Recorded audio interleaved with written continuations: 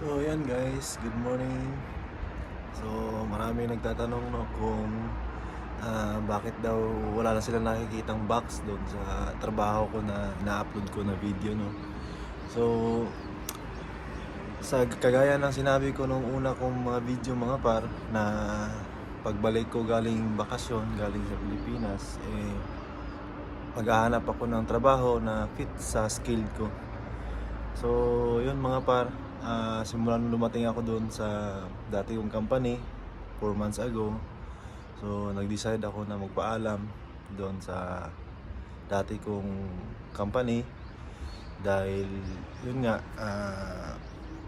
naghahanap ako ng medyo maganda-gandang company mga par.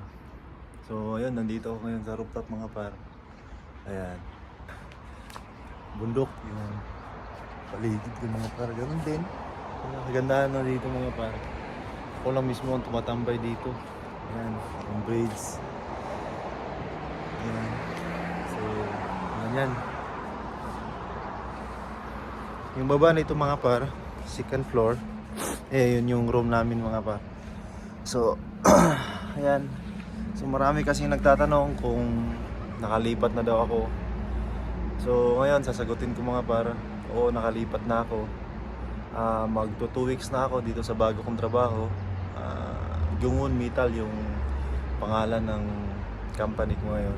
So halos lahat talaga metal yung ano namin, yung gawa namin. So magta-tapping, drilling, bending, ano pa ba yung iba? Basta ano, lahat.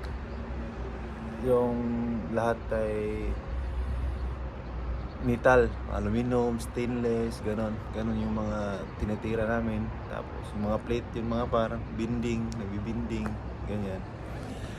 So ang kagandahan lang dito mga par, hindi kagaya nung sa dati kong company, is libre na pagkain dito, lunch tsaka dinner.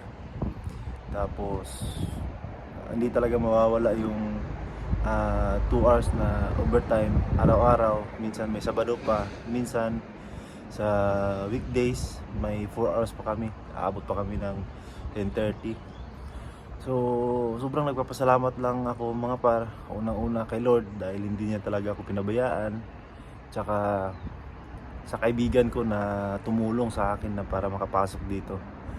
So kinausap niya yung konggangjang nila mga par na kung pwede may kaibigan siyang ipasok, at agad-agad namang sumagot mga par, at agad-agad namang nagsabi na pwede akong mag-apply. So bago pa ako huminto doon sa dati kong company mga par, so nagpunta na ako dito, nag-apply na, nag-usap na kami nung konggangjang. Tinanong niya ako kung bakit ako nagpa-release, kung nakailang release na ako, ganyan. So sa awa ng Diyos mga par, naaprubahan naman.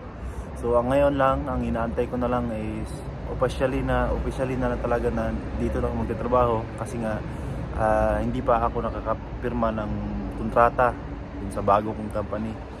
So sabi naman ng konggangjang na mag-aantay-antay lang ako dahil pinaprocess na ng opisina yung papers ko. So sana mga par, magtuloy-tuloy na to, at lagi ko kayong i-update mga par sa bago kong trabaho. Sa ngayon hindi muna ako makakagawa ng masyadong video kasi siyempre bago pa lang ako. Nagmamasid pa ako kung baka maya